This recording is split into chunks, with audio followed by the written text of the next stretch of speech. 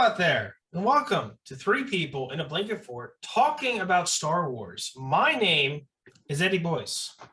I'm Shaner. And I'm Holly. Hey, we did the intro, guys. Good job. Good job. Yourself Eddie, way to use your hands, Eddie. I was, yeah, you You're can't see it, folks, but I was like using my hands. I don't know. Two things before we jump into today's episode about Rogue. Stop me. Oh my gosh. All right. They're making fun of me and mocking my emotions. Anyways, two things before we get into today's episode. One, today was Holly's last job, or the last day of her job today. I hope Yep. it wasn't my last. Holly's never working again. Oh well. Yeah, we were recording on July 11th, and today's her last day. How's it feel? How's it feel to never work again? Really good. I guess I'm retired. You're retiring? I hope you made enough bank. Imagine how much money you'd have to make to retire by the age of like 24. I don't think the amount of money changes. I think it's like how long it takes you to make it. Okay, whatever. Anyways, she used to work as an editor at a newspaper. Now you're going to be a grant writer and really make the money. Which I still don't understand. Eddie tried to explain it to me last night in baby terms. And I still don't get it. understand how I could explain it any simpler to you. Yeah, neither do I. So I just am not going to understand. Okay, basically, well, do you want to explain it in baby terms since it's your job? I really don't think that this correlates to what we're talking about. Okay, today. We're fine, getting off whatever. topic here. All right, Anyway, fine, whatever. I just wanted to shout her out. All right, second I thing. appreciate it. Yeah, there you go. So Thank second thing, we're changing up our schedule of episodes because I looked at like how long we'd be doing the Star Wars series, and it would take like 4 months to finish it, and we don't want to be spending 4 months to finish it. Don't worry, we will finish it, but we're going to incorporate our main series, which is our fact show, and then our pop culture / B-movie show. So in 2 weeks, our next episode will be our our information educational show. Lots of information and education. Yes. On that one. And we will announce the name of that show on social media because we forgot to come up with a name for it. Be on the lookout for that. On the lookout. So anyways, with those two things out of the way, let us talk about Rogue One, the other non-trilogy Star Wars movie. So what Take we the floor. think? Oh, sorry, go for it. Who wants it? Holly definitely does not want it by the look on her face. Shaner, go for it. Okay, I'll take it. I really like Rogue One. This is, I think, the third time I've watched it that I can remember. I like Rogue. It's up there with my top favorite Star Wars films, right next to Revenge of the Sith. Really? Okay. It's got everything you want. It's got good action. It's got good story, good visuals, good music. Okay. It feels very much like a Star Wars film. Okay. It definitely does. Yeah. I would agree with that. I would rank it way above Revenge of the Sith. However, I would say Rogue One is definitely one of my favorite Star Wars films. Now here's where Eddie disagrees with us. Uh-oh.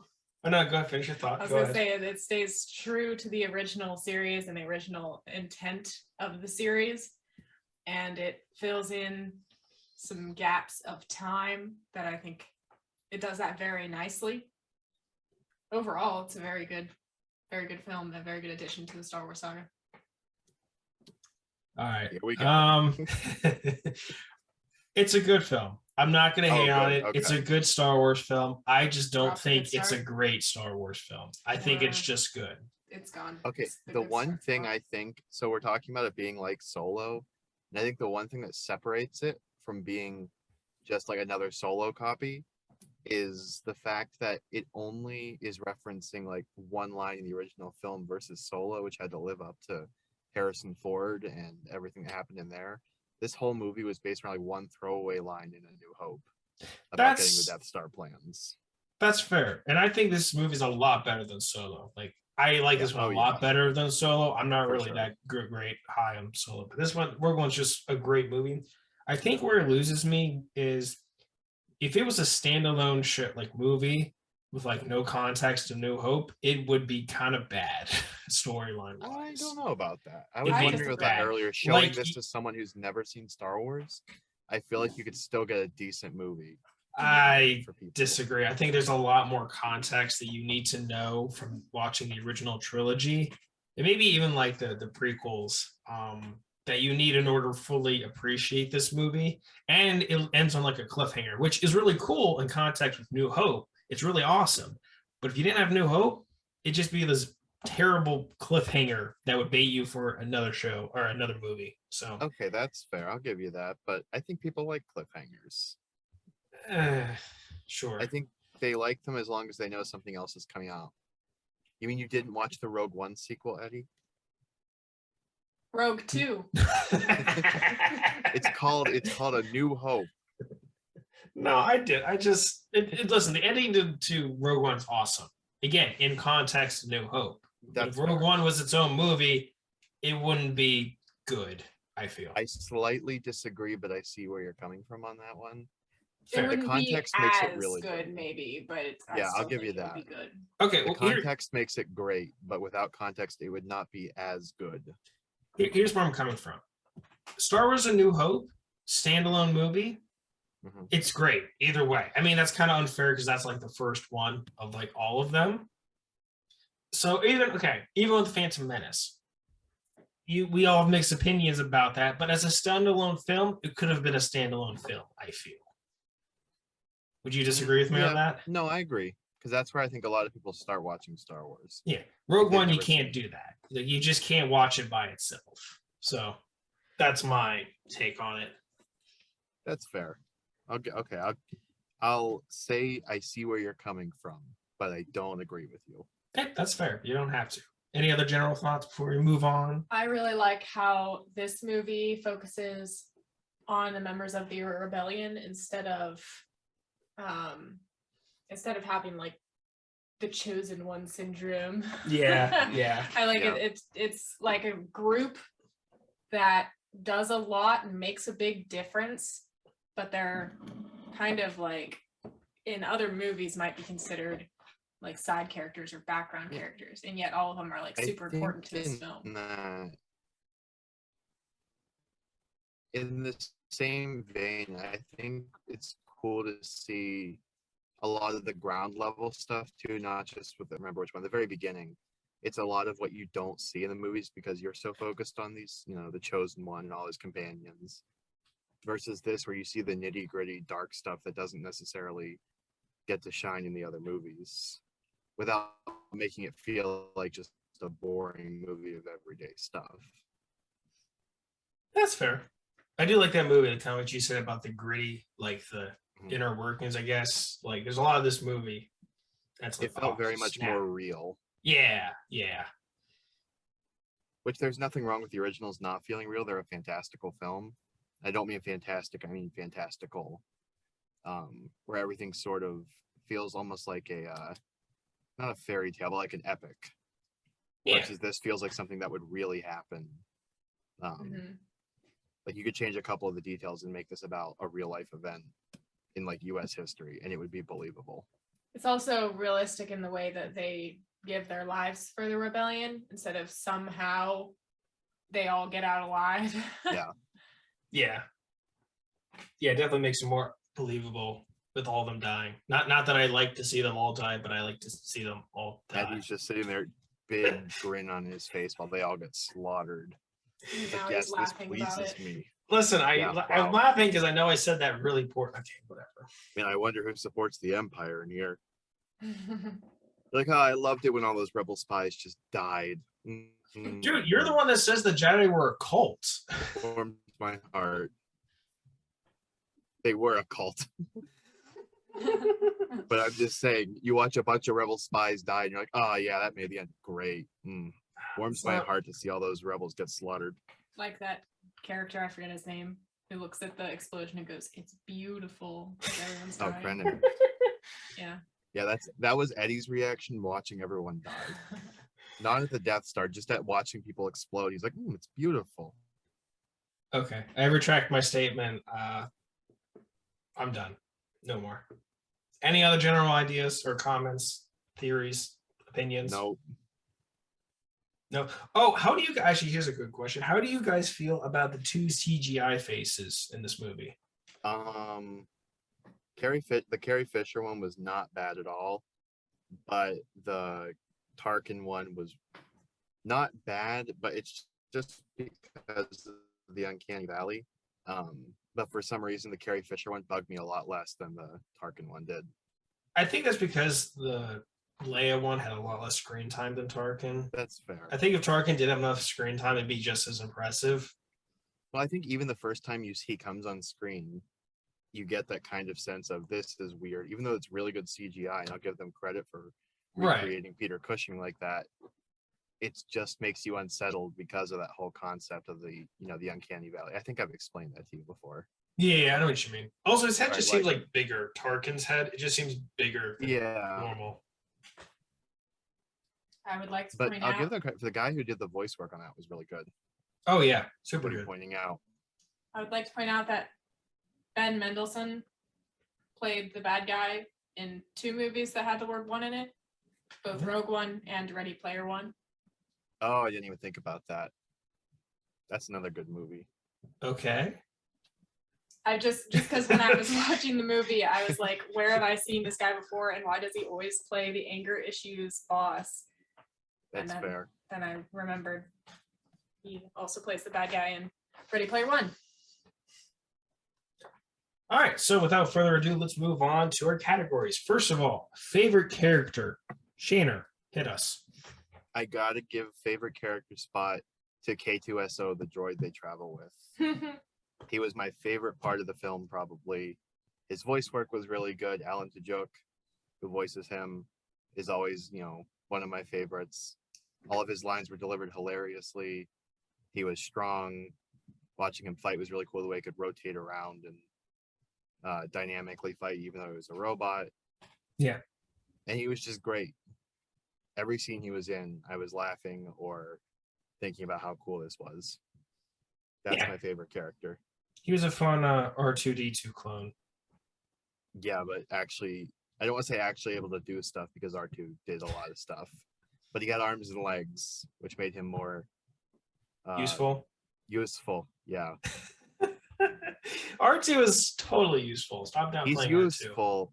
I just said he was useful. I'm just saying arms and legs made this droid a bit more useful. Okay, fine. You don't see R2 fighting people that often.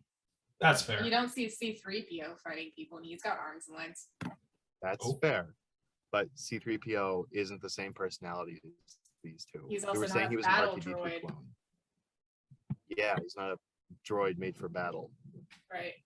He was a protocol droid. Okay, Holly, hit us. I think my favorite character is probably the pilot, Bodhi Rook. Really? Yeah. because initially you think, oh, poor guy, he's sending a message and now he's losing his brain. But then as time goes on, like, he remembers who he is and stuff. He goes along with them. He never falters. He's not like, yeah, I'm leaving now. This is too much. I just got like this weird creature wrapped around my brain and made me lose my memory. I don't think he could leave at that point. No, I guess not. But no, after that, I mean, like he stuck with them the entire time. And not only that, but he was one of, if not the most useful character in the entire movie. With having been a pilot for them and being able to get them through everywhere, like they would not have done it without him. That's fair. He was so useful the entire time, and even up to his death, like right to the moment of his death, he was extremely useful to the rebellion, and none of that would have happened without him. Like some of the other characters you could have taken out, replaced them with other people, like whatever, and things still would have gone the way they did. But the pilot, irreplaceable. I'll give you that. Yeah, he was pretty useful. But I just would not have picked that as my favorite character. And just like a good guy. And he was like when Cassian Andor is on the mountain about to shoot, the other guy's like, what's going on here? He's like, I mean, he doesn't exactly stop him, but he doesn't know what he's gonna do either. I don't know. He's a decent guy that always sticks by them. He's like the perfect companion to get you out of any situation. By the mountain, you mean the Kyber crystal refinery? No, scene? I think she means where he's gonna shoot. Oh, maybe Right. that was the same one. Yeah, Right, the That refinery. is the scene, yeah, or Yeah. so. right. Okay, yeah, just want to clarify. Okay. Are you done? Yeah. Okay, cool. Eddie, hit us with your opinion. I don't have a favorite character. Ouch. It's not that I don't like any of them. I like a lot of them. I don't remember any of their names. Like none of their names. Yeah. I don't remember any of them. And that usually means that I just don't care for them. But they're all good actors or characters for the most part. So it's not like I didn't like any of them. I just don't really have a favorite. That and kind of what Holly said, like everyone feels like a side character in this. Not that I like side characters, like I really do, but I don't know. No one really stood out to me personally. That's But again, fair. that's I think it kind of suffers like Solo, where a lot of you're trying to focus on like 18 different members of a group, and you can't develop them all in this time frame. That's why like, TV shows are better for huge groups because you can spend an episode developing each character if you wanted. That's fair. A 2-hour movie. But I don't think developing a character is the point of this film. I think the point of this film is just to explore a story, not really get attached to anyone. Because let's face it, everyone that we know in the show dies. Spoiler if you didn't know that already. Everyone dies. Eddie, wait to just say that before. So, like, you're not really supposed to get attached. I mean, you can get attached to them, but like, I don't think that was the point of this movie. So, anyways, that's my take. What about? I'm gonna butcher this. Cheetah Imwe. Oh, I'm going to go on about this guy later. This guy. I like him. I liked him. He's got so much mystery about him that like, you could make a whole side story about just him because he's so mysterious. Yeah, I mean I think that's like for most of these characters here on the Rebel side. I mean, the Empire, like you either know them already or you get their gist, but everyone in like the the Alliance side, like everyone could have their own story. Yeah. More detail, but I digress. Especially that guy though. Okay, we get the point. He's probably my second favorite character. I don't know. He's up there with Bodhi. That's fair. Favorite moment / scene. Holly, hit us. I'm one with the Force. The Force is No. That's a good one. That's mine. Really? That's yeah, it? definitely. I mean, everything's around him. He's been saying this super dorky the entire time. And then all of a sudden he goes out with his dorky saying and literally just gets past all of the bullets and gets to the switch and he's blind. He doesn't even know where the switch is. And I don't know. I like it. I like that scene. Shanner. I have to go. It's not really a cop out, but to put all the death scenes together. Because each one of them I can't pick a favorite one, but each one of them felt like real. And like it was actually like, even if you didn't spend a lot of time with these characters, each one kind of made you feel something for them. Define death scenes. Death scenes for each of the Rogue One team. Oh, so like the death of the pilot, the death of of Jin and each one of pilot the guy. Specific main characters. Okay. Dying because each one was individual. It wasn't all like, oh, we're all on the ship and we all kind of blew up at once. Each one was given its own time and its own way to develop, and each one felt very much like almost personal to them. It wasn't just here's some generic death scenes. Each one felt different and special to the characters they were that died. Okay. I wrote this down before you guys started bullying me over how I like everyone dying comment. Yeah, Go ahead. I'm going to phrase this in a way that doesn't sound like that. Oh, good luck. My favorite scene is toward the end when the movie shows you all the sacrifices that had to be made when Rogue One that took for the Alliance to get the plans. Okay? Actually, that was good. I like the way you said that. Thank you. I won't mock you that time. That was actually good. I like what you said. AKA, It was beautiful. It was in a morbid way, because like it kind of like what Shannon said. Like this movie was based on the one sentence of like, "Oh, we sacrificed so much to get these plans." Like that was the whole hinge of the movie, and I think they just did a really good job of showing that. Yeah, I agree. I really like it when people die in movies. there it is. I do. It adds depth and like Yeah, I'll tension give and you that. stuff when But it when has to everyone be done lives right. doesn't have anything. But it has to be done right. You Oh. can't just kill off someone for no reason. Yeah, that's fair. That's fair. Okay. I'm going to move on before I say something else that's going to get me canceled. Oh, good luck. Something to improve. Shaner. Okay, this one took me a second because there was a lot in this movie I liked. And the only thing I can really think of is I think I had two. First, some of the dialogue was a little cheesy. Like, I'm not gonna, I don't write dialogue. I didn't take classes for it or anything. But some of the dialogue felt like it could have been a little better. And Yeah. that can either be, I think I could even chalk some of that up to actor performances. Like Felicity Jones, who played Felicity Jones, who played the main character. Yeah. Some of her delivery was not the best. I've only seen her in one other thing, and that was Doctor Who, and she had 2 lines maybe. So, but in terms of the actual story, what I could have changed about the story, the whole thing with the crystal Jin's mom gives her didn't need to be in there. We already had one big Force mystery, and I liked that about the guy with the stick. Cheetah Imwe. Yeah, him. That Force mystery made sense because he actually seemed mystical, and you were kind of wondering the whole time, is he an old Jedi? Does he have a connection to the Force? But I almost said with Rey, with Jin, it was kind of like, here's a crystal, trust in the Force. And that never really comes back, but maybe one scene. If you would have cut out that whole thing, it would not have changed a whole lot. So it didn't really need to be Hey, it was there. conversation starter for Cheetah, though. I guess. But when your whole big plot point revolves around, oh, this will start a conversation. You could find a dozen other ways to start that conversation. She could have even said just one, you could have tied that all up in one line. Don't give her the crystal or anything, but have her say like, oh, you mentioned the Force? My mother used to believe something like that. Boom, conversation started without her having this crystal with her and not doing another Force mystery, which we didn't need.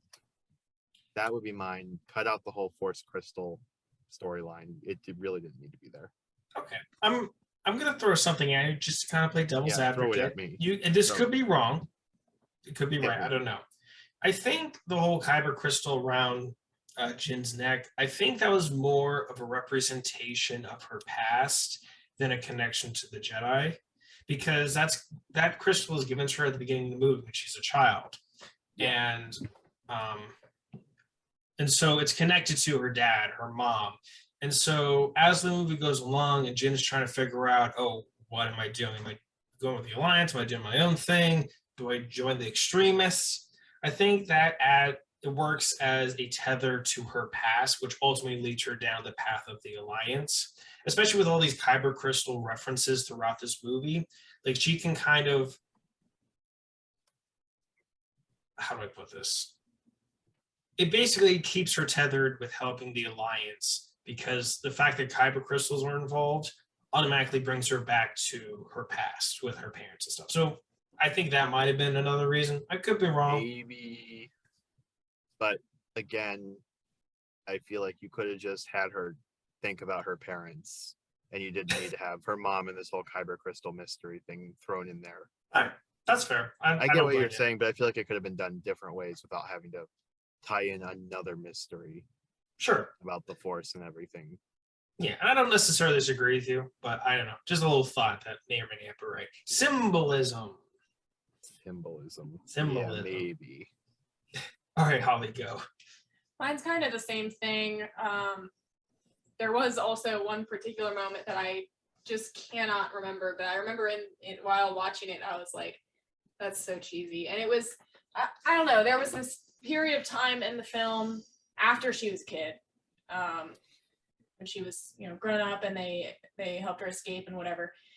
That between that and when she really was, when they were, I don't know, at some point while they were trying to find her father, things kind of switched in the movie and the dialogue got a lot better. And just the movie in general, the interactions got a lot better. But there was a short amount of time there in the film where, yeah, everything was pretty cheesy. The lines weren't really delivered as well. And yeah, I wish I could remember that one moment, but it was just a cheesy moment. Cheesy. The description of the second half of the film. Not the second half. Really? It's I like- thought it was more First half. cheesy in the second half than the first. Oh, the It second was- half was epic. Yeah, the second half was good. The first, So I it mean, was like the second half of the first half. I mean, like the delivery of the lines. Yeah, second half of the first half. Okay, sure. Okay, Yeah. sounds good.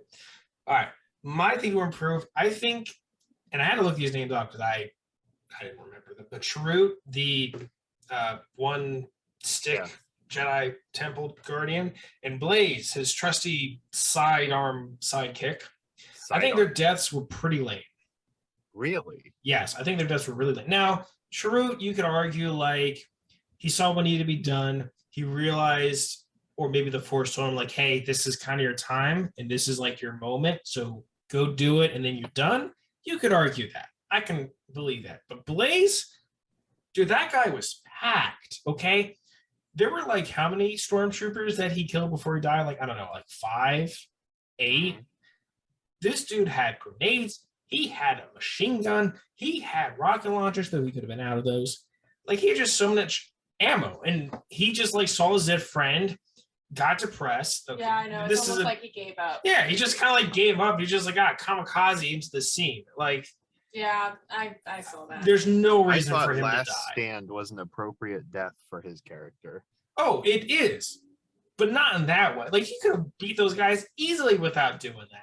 Easily. I don't know about that. Like these were advanced troopers, so these weren't like basic stormtroopers. If that were true, then they would have killed him as soon as he got up to charge after them. I don't think no. Yeah. No, Mhm. I think he was still good. You're saying how good he is. So that's showing he was good, but not good enough to fight these guys. No. I think the thing Okay. is, Baze should have gone out in a bigger blaze of glory. Oh, that was good. I think it's the same debate that people have over Star-Lord and Infinity War, where they're like, why did he punch Thanos in the face? He ruined the whole plan. Yeah, he just lost a loved one. And same thing with Baze. Like, you have to put yourself in their shoes. He's not going to be thinking straight. He just watched his best friend get gunned down, because they decided to go on this journey together. And he's not in the right state of mind. It's surprising he lasted as long as he did. That was pure, like, rage-filled tiredness because he just watched this guy get gunned down and he's just going after them basically for revenge almost. Okay, so ranking. Who did I do last? You did. I'm gonna go first this time. Go first. Yeah, I'm gonna go first. I'm selfish. Anyways, this was hey, stop peeking at my list.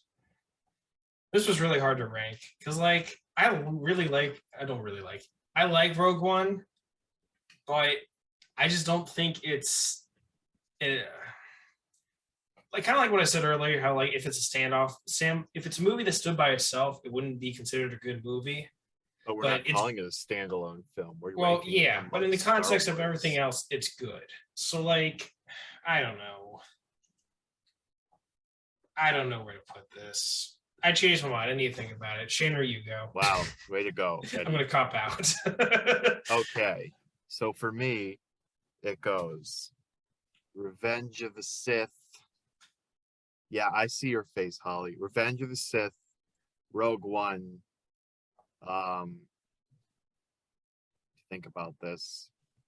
Attack of the Clone. No, wait. Yeah, Attack of the Clones, Solo, The Phantom Menace. That's my ranking. That's from bottom to top, right? No, don't you dare. Revenge of the Sith is at the top. The very top. And all the other movies bow beneath it. Okay, fine. Holly, go. Okay, number one spot, definitely Rogue One so far. Wow. After that, I would go. I don't even know what the rest of mine was last time. I think Don't it you was, have your list? Pull up your list. I didn't make a list. Yeah, sorry, we're not as Ah, professional as you. Eddie. boo. What's the point of We're going ranking? by- Anyway, I by think my memory. second one is Attack of the Clones. Wow. And then did I rank Revenge of the Sith before Solo, or did I do Solo and then Revenge of the Sith? Why are you asking us? You're the one. It's your list. I'm not Well, keeping track of Just, your list. just rank it now. They're list really can change. close for me. I feel like they're pretty close. I think I did go with Revenge of the Sith first before, Good. and then Solo, and then Phantom Menace. The only problem with your list is that Revenge of the Sith is way too low. Actually, the only problem with your list is that Revenge of the Sith is somehow first. It's Before the Rogue best One. movie. That will not take. Nothing will remove that from top spot. I can tell you now. Wow. We've got 6 more movies to get through, and it's not moving. Eddie, have you taken your time to think? I can't after make up my claiming- mind. I thought I made up my mind before we started the show, but now I'm not too sure. Okay, What you just have to was go. yours? Did you like it more or less than Solo? Well, see, I don't rank it just by how much I like it. Like I also consider like, is it a good not equivalent, a good is it objectively a good movie? Like I also Yes. like weigh that as well.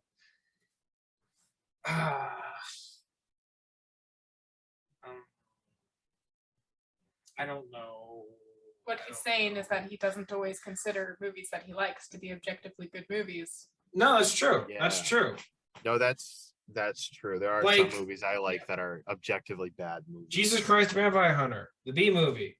Oh, we're Yeah. not- Objectively, probably really bad B movie, Oh, like bad definitely, movie, but classic. but it's awesome, and I love It that is. movie so much. No. Yep.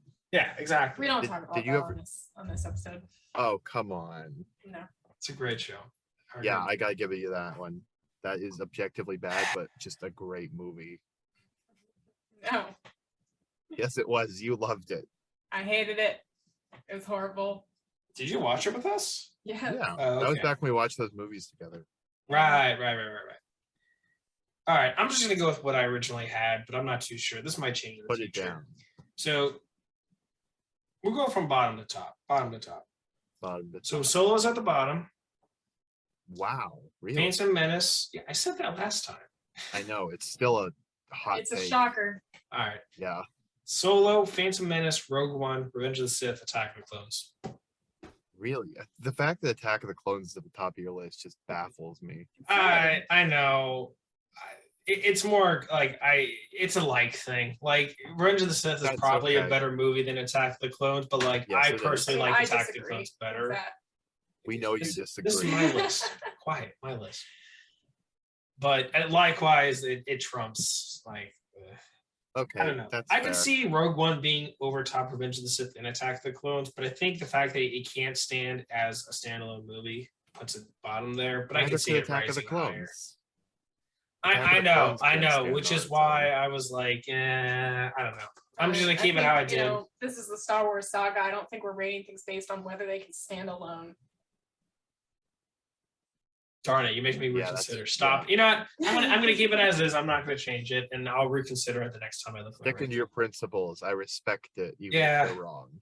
Well, you know, I overthink things, and then in moments like this, I can make a terrible decision and accidentally make it my favorite movie, and then tomorrow morning I'll wake up and be like, "What have I done? I've made a terrible decision." Yeah. So, you know.